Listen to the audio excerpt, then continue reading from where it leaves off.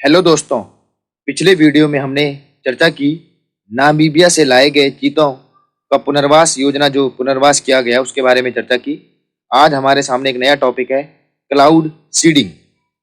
अब आप सोच रहे होंगे क्लाउड सीडिंग क्या है। क्लाउड सीडिंग का मतलब है कृत्रिम वर्षा तकनीक। अब यह हाल ही में चर्चा में क्यों है? संयुक्त अरब अमीरात जो देश है, यूएई, जो कि बहुत ही गर्म प्रदेश है, पृथ्वी पर सबसे गर्म और सबसे शुष्क क्षेत्रों में से एक है, जहां प्रतिवर्ष औसतन 100 मिलीमीटर से भी कम वर्षा होती है। जानते हैं आप, 100 मिलीमीटर का मतलब होता है बहुत ही कम वर्षा, यानी कि सूखे की स्थिति।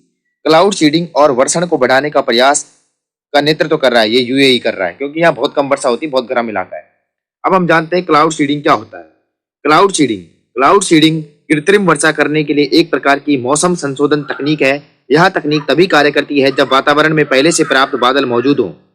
वर्षा तब होती है जब हवा में नमी उस स्तर तक पहुंच जाती है जिस पर अब इसे रोक कर नहीं रखा जाता। और क्लाउड सीडिंग का उद्देश्य रासायनिक नाभिक उपलब्ध कराकर उस प्रक्रिया को सुविधाजनक बनाना और तेज करना है। इस प्रक्रिया में चांदी या पोटेशियम या तरल प्रोपेन के आयोडाइड शामिल हो सकते हैं। इन कणों को विमान द्वारा या केवल जमीन से छिड़काव करके बादलों के बहाव के साथ वितरित किया जाता है। छोटे छोटे कण हवा से नमी सोखते हैं और संघनन से उसका द्रव्यमान बढ़ जाता है, जिससे जल की भारी बूंदें बनकर वर्षा होती है। क्लाउड सीडिंग से वर्षा का दर प्रतिवर्ष लगभग 10% से 30% तक बढ़ जाती है। इसके अलावा क्लाउड सीडिंग के संचालन में विलवण प्रक्रिया की तुलना में बहुत कम लागत आती है।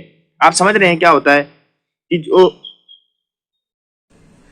तो इसका मतलब है क्लाउड सीडिंग यानी कि ये जो निम्न प्रकार के जो रसायन है, पोटेशियम हो गया, सूखी बर्फ, तरल प्रोपेन, इनको क्या किया जाता है, इंजेक्ट किया जाता है विमानों के द्वारा या फिर नीचे से बहाव करके बादलों तक पहुंचाया जाता है, ताकि एक प्रकार से फोर्स किया जाए बादलों को बारिश करने के लिए। अन्य देशों में क्या स्थिति है? संयुक्त अरब अमीरात ने एक नई तकनीक के अंतर्गत संघनन प्रक्रिया को प्रोत्साहित और तेज करने के लिए बादलों में नमक के नैनो कण तथा जल को आकर्षित करने वाले सॉल्ट फ्लेयर्स को संयुक्त किया है। ये नमक के कण क्या करते हैं, संघनित कर देते हैं बादलों को और वर्षा करने के लिए एक प्रकार से बाध्य कर देते हैं। इसके अलावा चीन भी क्लाउड सीडिंग तकनीक पर वर्ष 2012 से 2017 के बीच करीबन 9,890 करोड़ रुपए खर्च कर चुका है। उसका दावा है कि 2025 तक देश के आधे से ज्यादा हिस्से में वह जब चाहे वर्षा करा सकता है। क्लाउड सीडिंग भारत के लिए भी कोई नई बात नहीं रही है। भारत में भी लगातार हमारे यहाँ प्रयास होते रहे हैं, कर्नाटक, आंध्र प्रदेश, महाराष्ट्र, और इसी तरह के प्रयास यहाँ भी हो रहे हैं, ऑस्ट्रेलिया, अमेरिका, स्पेन और फ्रांस। तरीके क्या हो सकते हैं? एक हो सकता है हाइग्रोस्कोपिक क्लाउड सीडिंग। इस तकनीक में बादलों के निचले हिस्सों में ज्वाला में विस्फोटकों के माध्यम से नमक को फैलाया जाता है। जैसे ही यह नमक जल के कणों के संपर्क में आता है, नमक के कणों का आकार बढ़ने लगता है। ठीक है, नमक के कणों को जबरदस्ती बादलों के अंदर इंजेक्ट किया जाता है। स्टैटिक क्लाउड सीडिंग, इसमें सिल्वर आयोडाइड जैसे रसायन को बादलों में फैलाया जाता है। इसमें नमक फैलाया, हाइग्रोस्कोपिक में, स्टैटिक में सिल्वर आयोडाइड फैलाया। उसके बाद एक तीसरा आता है डायनेमिक क्लाउड सीडिंग। इसका उद्देश्य ऊर्ध्वाधर वायु राशियों को बढ़ावा देने जो बादलों से गुजरने हेतु अधिक जल को प्रोत्साहित करती है। इस प्रक्रिया को स्टैटिक क्लाउड सीडिंग की तुलना में अधिक जटिल माना जाता है, क्योंकि यह अनुकूल घटनाओं के अनुक्रम पर निर्भर करता है। मतलब कुल मिला के ये दोनों सही है, हाइग्रोस्कोपिक और स्टैटिक वाली। इसके लाभ क्या हो सकते हैं? कृषि क्षेत्र में इसका लाभ हो सकता है। सूखाग्रस्त क्षेत्रों में कृत्रिम वर्षा के माध्यम से राहत प्रदान की जाती है। 2017 में कर्नाटक में जो वर्षाधारी परियोजना थी वो कृत्रिम वर्षा के अंतर्गत ही कराई गई थी। प्राकृतिक जलापूर्ति में वृद्धि होती है। विश्व में क्लाउड सीडिंग का उपयोग शीत ऋतु में होने वाली बर्फबारी को बढ़ाने और पर्वतीय स्नो पैक को बढ़ाने के लिए एक विधि के रूप में किया जाता है, ताकि प्राकृतिक जलापूर्ति की जा सके। क्योंकि बारिश होगी तो उससे भूमिगत जल भी तो बढ़ेगा। विद्युत उत्पादन, क्लाउड सीडिंग के अनुप्रयोग द्वारा तस्मानिया यानी कि ऑस्ट्रेलिया में पिछले 40 वर्षों के दौरान जल विद्युत उत्पादन में वृद्धि देखी गई। जल प्रदूषण नियंत्रण पर भी रोक लगी। क्लाउड सीडिंग ग्रीष्म ऋतु के दौरान नदियों को न्यूनतम प्रवाह को बनाए रखने में मदद करता है। ठीक है, प्रदूषण कम होता है, नदियों के प्रवाह को बनाए रखता है। जो नदियां सूख जाती है गर्मियों के मौसम में, उनको बनाए रखता है। कोहरा, ओला वर्षण और चक्रवात की स्थिति में परिवर्तन करता है। कोहरे के प्रसार, ओला वर्षण और चक्रवात की स्थिति में परिवर्तन के उद्देश्य से क्लाउड सीडिंग के माध्यम से मौसम में परिवर्तन के लिए वर्ष 1962 में अमेरिका में प्रोजेक्ट स्काई वाटर का प्रचालन किया गया था। वायु प्रदूषण में भी लगातार कमी करता है, क्योंकि बारिश होती रहेगी तो प्रदूषक नहीं फैल पाएंगे। उदाहरण के लिए हाल ही में केंद्रीय प्रदूषण नियंत्रण बोर्ड ने अन्य शोधकर्ताओं के साथ दिल्ली में वायु प्रदूषण से निपटने के लिए क्लाउड सीडिंग के उपयोग पर विचार किया है। पर्यटन को भी बढ़ावा देता है। क्लाउड सीडिंग द्वारा शुष्क क्षेत्रों को अनुकूलित कर पर्यटन को बढ़ावा दिया जा सकता है। तो ये चित्र के माध्यम से आप समझ सकते हैं।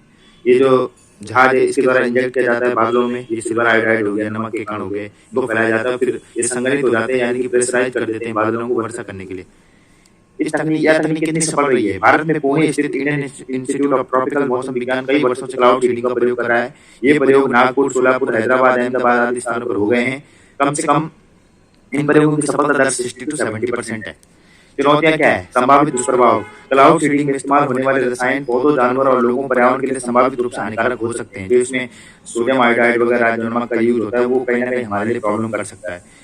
असामान्य मौसम प्रतिरूप या अंतर्ग्रह पर जलवायु प्रतिरूप बदलाव ला सकता है। वर्षा को प्रोत्साहित करने के लिए वातावरण रसायनों को छिड़कने की कृत्रिम प्रक्रिया के कारण सामान्य रूप से वर्षा वाले प्राप्त स्थानों पर सूखे जैसी घटनाएं बढ़ सकती है। क्योंकि हम प्रकृति के साथ छेड़छाड़ कर रहे हैं तो कहीं ना कहीं इसका दुष्प्रभाव दिख सकता है। तकनीकी रूप से महंगा है ये। इन सब चीजों को हवाई जहाज लाने में या फिर इन रसायनों को खरीदने में, ये सब चीजें कराने में ना है थोड़ा खर्चा ज्यादा आता है। प्रदूषण, कृत्रिम वर्षा के दौरान सिल्वर आयोडाइड, शुष्क वर्षा या सीडिंग तत्व भी धरातल पर आएंगे। क्लाउड सीडिंग परियोजना के आसपास के स्थानों में खोजे गए अवशिष्ट चांदी को विषाक्त माना जाता है। शुष्क बर्फ के लिए ग्रीन हाउस गैस का एक स्रोत बन सकता है। ग्लोबल वार्मिंग इससे बढ़ सकती है।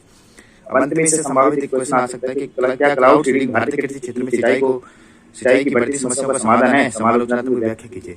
तो इस टाइप से हमने जो है क्लाउड सीडिंग के बारे में पढ़ा। एक प्रकार की कृत्रिम वर्षा की तकनीक है। इसको लगातार जो है सूखाग्रस्त क्षेत्रों में या फिर सबसे गर्म इलाकों में यूज किया जा रहा है। भारत में भी इसका लगातार यूज है।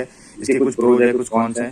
तो इस तरह से मैं आज का ये टॉपिक समाप्त किया। अगर आपको वीडियो अच्छी लगी हो तो लाइक, शेयर एंड सब्सक्राइब जरूर कीजिए और आगे के लिए हमारे चैनल के साथ बने रहिए। Thank you.